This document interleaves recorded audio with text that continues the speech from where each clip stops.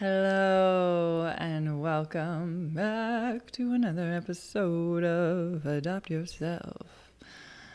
I am sitting here sipping some yummy cacao, which if you aren't knowledgeable about cacao, it is chocolate in its purest form, and it is a beautiful heart opener and a plant medicine that I consume almost every day.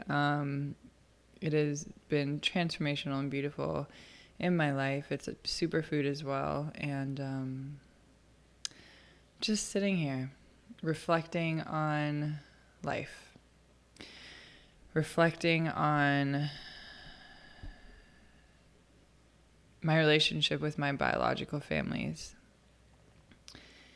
And I recorded this episode a few days ago because I knew I would be out of town on Sunday. I was joyfully with Soul Sisters in Big Bear and had a beautiful, beautiful weekend together. So I recorded this podcast beforehand, was going to post it on Sunday. And after I recorded the podcast, and I was packing the car heading out, just felt intuitively I was speaking from a wound and not from a scar regarding my relationships with my biological families. And as I leaned into it more, I realized I'm not sure when this will become a scar. And I don't like sharing when I'm in a wound. I much prefer sharing when I've moved through the healing and I am in the scar phase of any experience or circumstance. And I really just felt called to share in a multi-part series because there's so much growth happening surrounding my relationship with my biological families. But to really just share openly, vulnerably, transparently about Pandora's box.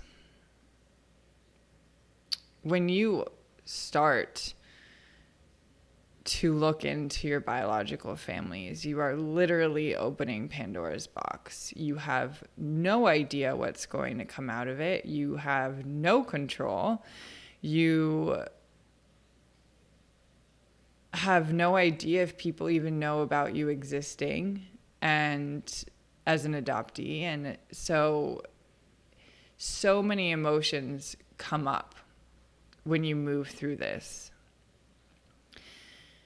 And what I've been experiencing lately has reminded me of things I always tell my clients when they are dealing with their biological families or when they are dealing with their adoptive families.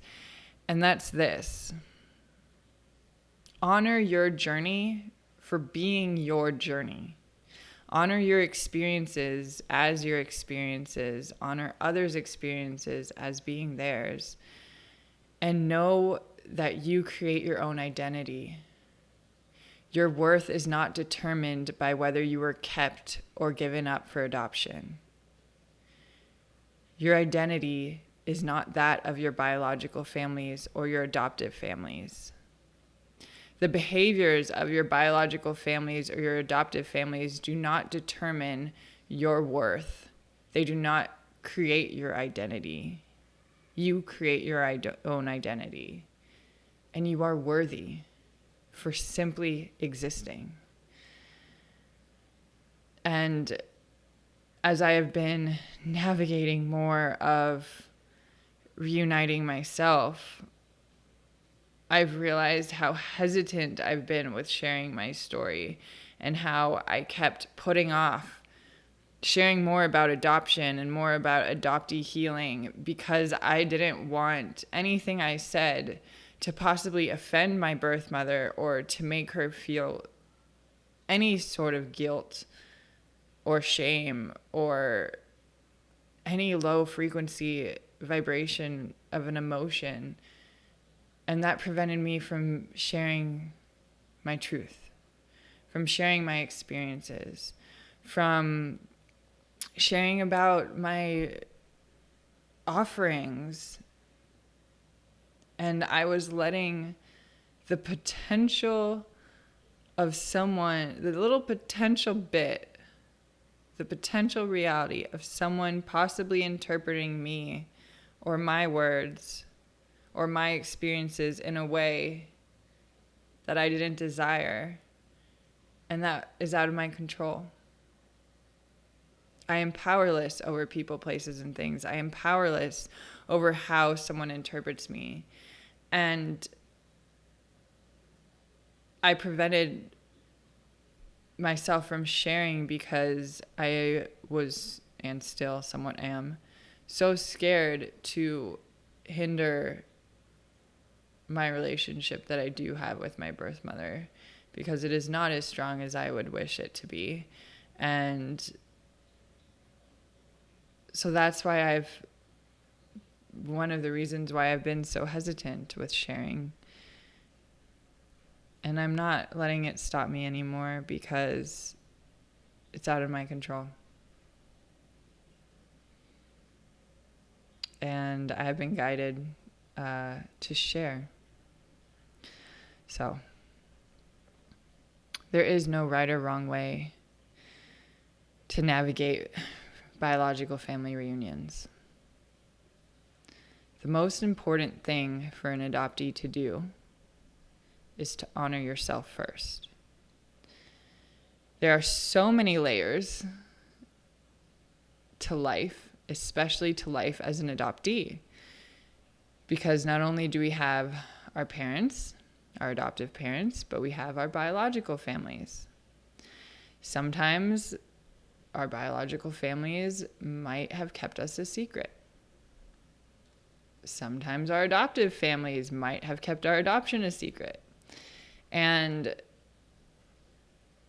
for any adoptee out there listening, honor yourself first. Honor your experiences, honor your emotions, embrace your emotions, even if you don't like the feeling of them in the moment. Embrace them, fully feel them, fully experience them, so that you're then able to release and move through them. If we are hesitant or if we repress our emotions, they come back stronger. So it's first so important to just let yourself feel. And any emotion won't last that long. It might last 90 seconds. And I myself have battled depression.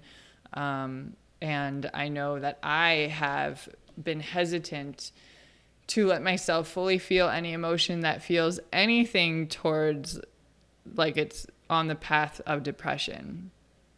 And I realized that when I would fight it, it would come back stronger. And so if you need some support in moving through the heaviness, I'm here. I also host a support group every Tuesday, and info is in the show notes. But know that you are not alone. And know that you can move through these emotions. You can move through these feelings. You can move through these experiences. They're not going to last a lifetime. They're only lasting for a short amount of time. And when you let yourself move through them, you can get to the other side. You can get to more clarity. You can get to more balance. You can get to more ease and more light. There's a lot that comes with navigating biological family reunions. It's like, where do I even begin? So I have been very lucky that I had an open adoption. And if you haven't listened to my story, check out one of the earlier episodes where I talk more about my adoption story. But to those who haven't heard it yet, a brief recap of where I'm at. I had an open adoption, which I'm very grateful for, as I know a lot of adoptees are challenged with getting any information. And I know just how rare this is for me to have and receive. So I had an open adoption, and my mother and my biological mother would actually mail each other letters back and forth and pictures. So as I was growing up, my birth mother received pictures of me and learned more about what I was doing in my life as I did her. And when I was about 15 or 16 years old, I started emailing with her myself. And back then, I had no idea what to say. I had 5 million questions to ask her. But I was so scared I was just so scared and hesitant to ask her the really big questions because I wanted to still keep a relationship with her. I didn't want to scare her off. And that is what I am navigating now, 16 years later. I'm still navigating the fear of scaring her off, the fear of me being too intimidating or me asking too deep or challenging of a question. And you know what? It's just for me to accept and keep accepting. And so through this email correspondence over the past 15, 16 years, I was so attached to one day meeting her in person.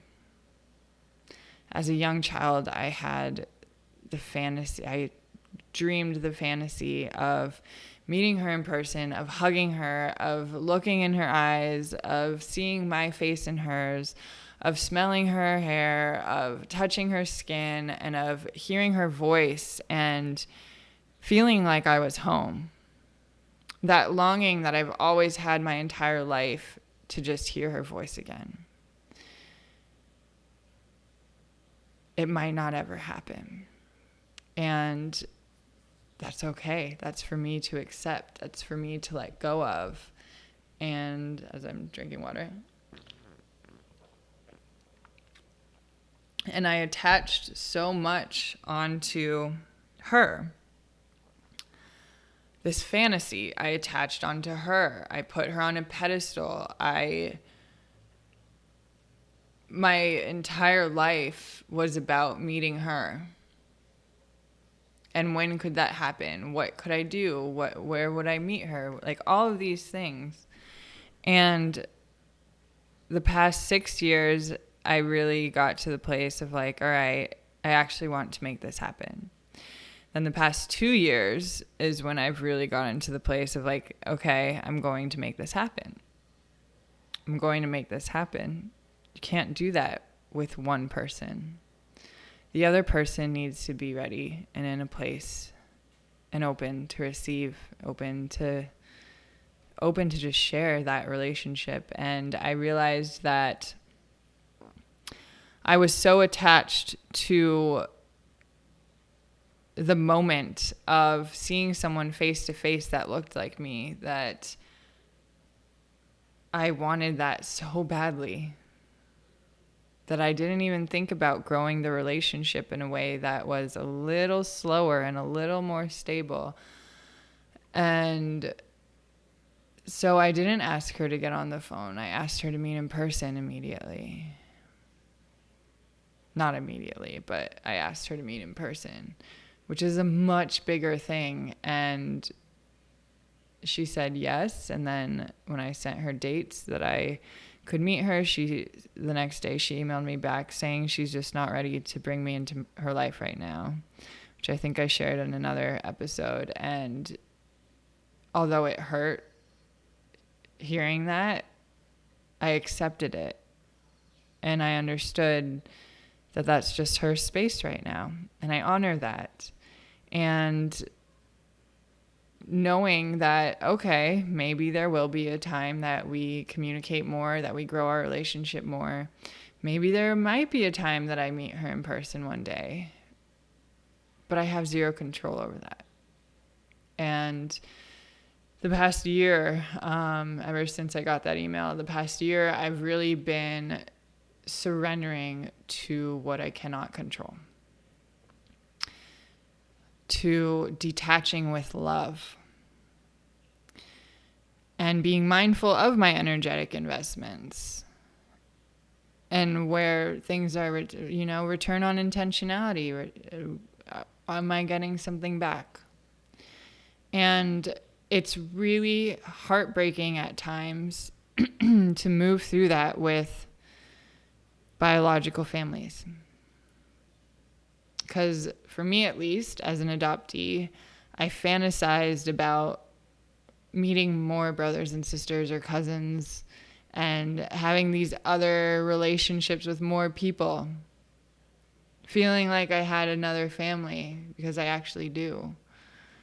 And so much of it was tied to her, of her being the one. I felt as though I put all my cards in one basket, all my eggs in one basket. And I didn't really focus on other family members. I was so attached to her. And a lot of that comes from me just having a longing for her as a child to a mother, and hearing her voice that I heard in the womb for 9 months, being in her energy field where I had been, where I came from. And the process of letting go has been extremely challenging, of letting go of any expectation. It's been really challenging. And I emailed her 3 weeks ago when I started to navigate more of family reunions through Ancestry, DNA, and 23andMe. And I emailed her, just a general, thinking of you, how are you type of email. And that was 21 days ago, and I haven't heard back. And part of me is in the, oh, did she receive the email? Did she get it? But then I've seen her on social media watching my stories, so I know she's alive. And my best bet is she received the email and probably just isn't in a space to grow the relationship the way I desire. And that's for me to accept. No matter how badly I want to change that, no matter how badly I want to grow a relationship with her, no matter how badly I want to celebrate the holidays with her, to do all these things that I always wanted, it's for me to accept what it is just as it is, and to honor her experience, and to honor her reply of not replying. And I know that there's so many adoptees who can relate to the waiting game, especially those who have only had an address and would handwrite a card and mail it, and that waiting game of, did they know I exist? Are they going to write back? Why aren't they writing back? And I can sit here and keep spiraling of, why isn't she writing back? Or I can sit here and just accept and honor her just as she is. And for me to keep going on my journey, for me to honor myself, for me to honor her, and for me to just accept. Acceptance has been very challenging for me with this relationship, because I was so attached. I was so attached to an outcome with her. I was so attached to an outcome. More so than probably any other attachment I've ever had. And that's why I know I'm not sure when I will speak from the scar of it, because I feel like it's an ongoing thing throughout my life of trying to better a relationship with her in any way I can. But knowing that relationships have two sides. And if one person's investing, if we have 2 cups, each of us have our own cup full. A relationship is the 3rd cup that both of us pour into. And if I'm the only one pouring into it, I'm just going to keep draining myself. But if she starts to pour in a little bit, then okay, maybe I'll keep pouring. But if she's not willing to pour from her cup into our cup, then I'm just going to stop pouring. And part of that feels like giving up, even though I know it's not. But it's challenging to just let go. It's challenging to stop trying. And the best thing I can do for myself is to just honor myself. And if I do have the desire to reach out to her again one day, I will. But I'm not going to chase someone who isn't going to pour into our relationship. And as I've been surrendering to what I cannot control, other really, really beautiful things have been coming into my life around my biological families.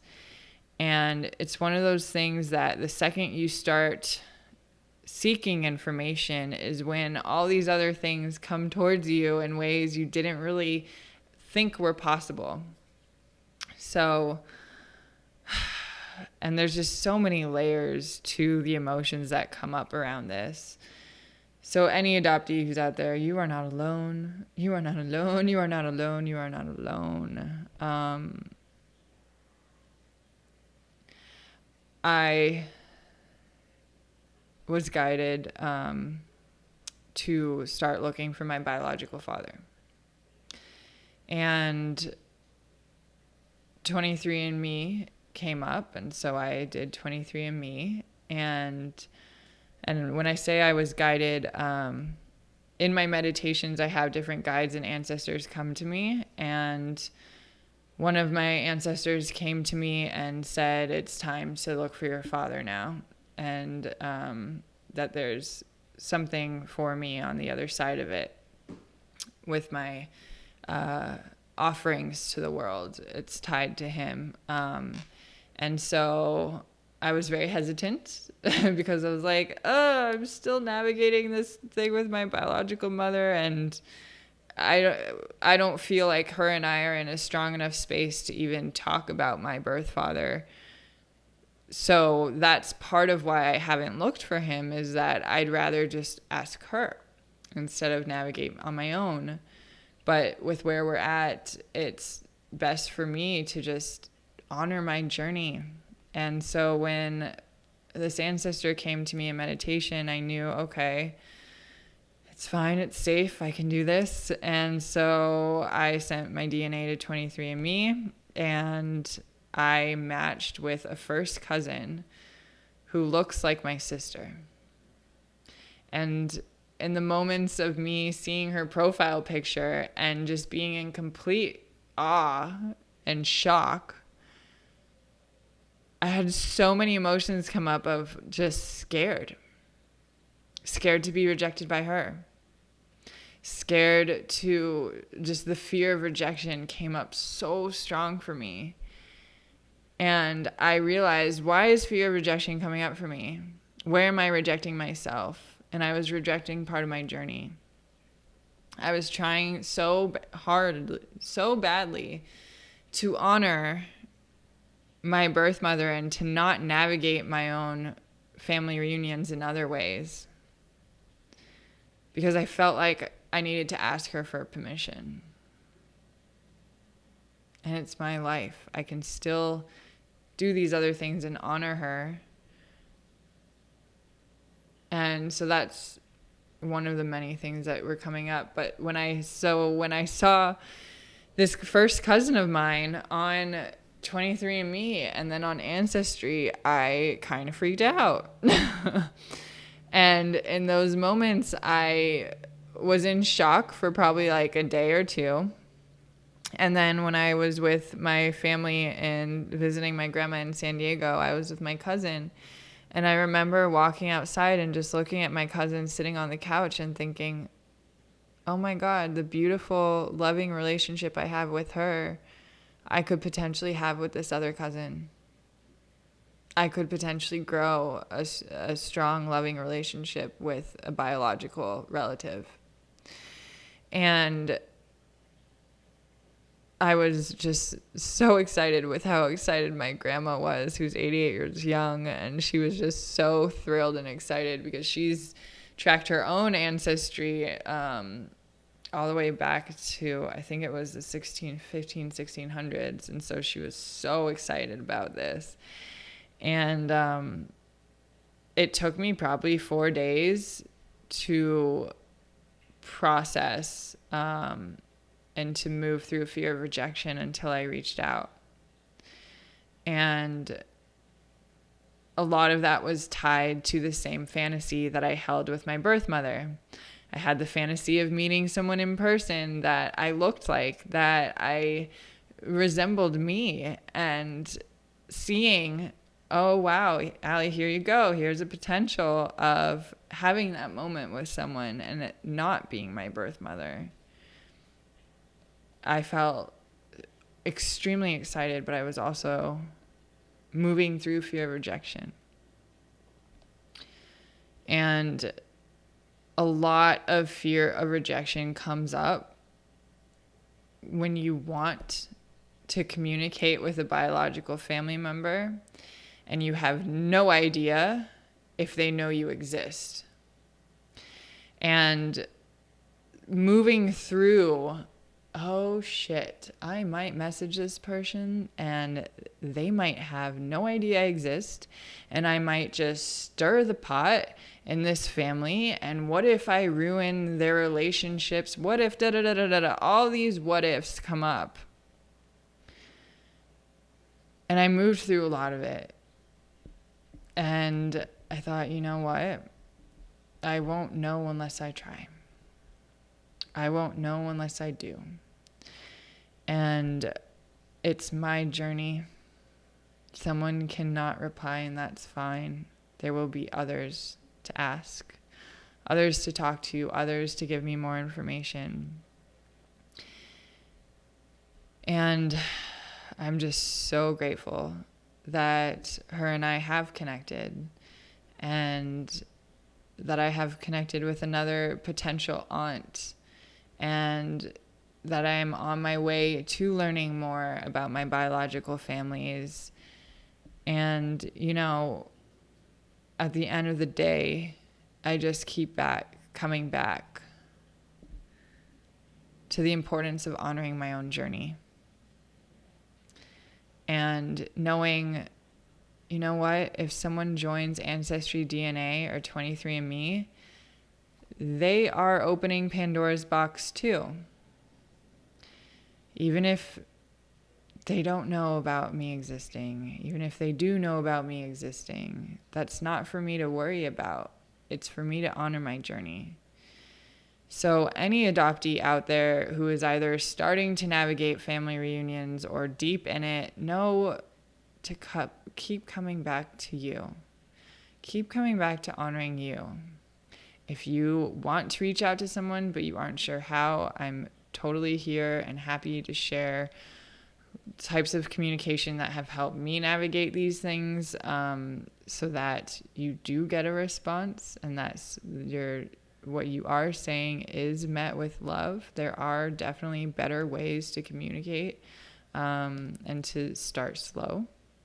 You don't have to rush into things and just say, you know, I'm here just trying to learn more about my adoptive family or my biological families, and looking for any information I can receive is a great way to start. You don't have to say how much you know, how much you don't know. It can just be very simple and appreciative and thankful to them of their time and of their response. And when we operate from love comes back to us. When we operate from fear, we don't get the best things back. So if you are in fear and reaching out to people, they might sense that energy behind your communication. So come back to love. Love on yourself first, and love on what's currently present in your life. A lot of what I've been navigating is making sure that before I reach out to anyone, but specifically biological families, of knowing that my life is amazing just as it is. And it took me a lot of healing to get here, a lot of healing to really love myself. And I am finally, finally, I am in a place where I am my own best friend. My life is full, my life is complete. And anything outside of myself is just icing on the cake. It's just the cherry on top of that fudge sundae. And I'm not looking externally for anyone to fill me, to complete me. I am complete as I am. And biological families coming into my life, that's just more icing on the cake. I am the cake. I'm already full. I'm already complete. There's already icing on it, but it's just the extra sprinkles. So in coming from a place of wholeness and of just, it would be great to know more health information, is what has helped me navigate this, that I'm not attached to an outcome. I am hopeful that I will get responses, but I'm not fixated or obsessed with someone responding. Obviously, besides my biological mother, because I'm still moving through releasing outcomes with her, releasing attachment to outcomes with her. But know that what's most important when you do navigate biological family reunions is to keep honoring yourself, to keep honoring where you're at. And if a relative is super excited and wants to start this relationship with you, honor yourself first. Say thank you. I would love that, but I'm still processing your existence. I'm still processing all the information I just received. I'm still processing. I need to honor my own time. I need to honor my process. I need to honor my space. I need to honor my emotions before I start navigating this, before we start building a foundation for a relationship. And know that that's okay. And if someone doesn't honor that, then set a boundary. Keep coming back to yourself, keep honoring yourself, and know that your journey is your journey. No one else determines what your journey is. And with biological family reunions, you might start learning information. That's a lot to process. You might start learning things that aren't positive about your birth parents or your biological families. And that does not determine who you are. That does not determine your worth. That's just a reflection of who they are or the choices that they have made. And I'm just also thinking about my other clients and support group members of what has really helped all of us in our each individual paths is coming back to knowing that we're not alone, that we don't have to navigate these journeys by ourselves, that there are spaces for us adoptees to come together and talk about these things. And that's part of my intention with this podcast, is to let you know you're not alone, whether you're adopted or not, whether adoption has any part in your life or not. But specifically for adoptees, there are so many extra layers to our lives than the lives of non-adoptees. And to honor that, and to honor your experience, and to know that you are loved, you are chosen because you exist. And you create your own identity. No one determines your worth except for you. No one tells you who you are except for you. And you can create your own identity. And that identity can be completely different than the people you were born from and the people you were raised by. You create who you are.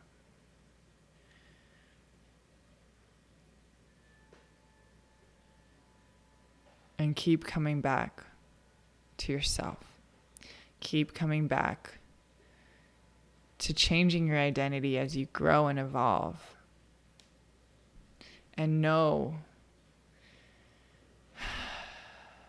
just know in your heart, know in your bones that you are loved. That people want you here. And know that you have places to come to. You have an open invitation to my adoptee support group. Our call is every Tuesday at 5:30 p.m. Pacific. And it's really just a place for us to come together and talk about our lives as adoptees. Sometimes we talk about adoption, other times we don't, because there are so many aspects to life. But know that if you are navigating this, if you want to start navigating family reunions, you don't have to do it alone.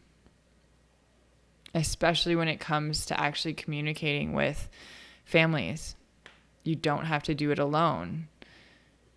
So reach out to me if you do desire some support or some advice. Please feel free to reach out to me.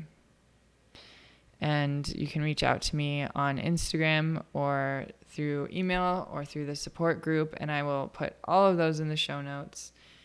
And just know that you are loved. No matter what's happened in your life, no matter where you come from, no matter who you were raised by, you are loved. You were chosen to be here. You chose to be here. Your soul chose to be here. And no matter what is happening on your path right now, there is always light. There is always love. And I pray that you see, feel, experience, give, and receive more unconditional love in your life.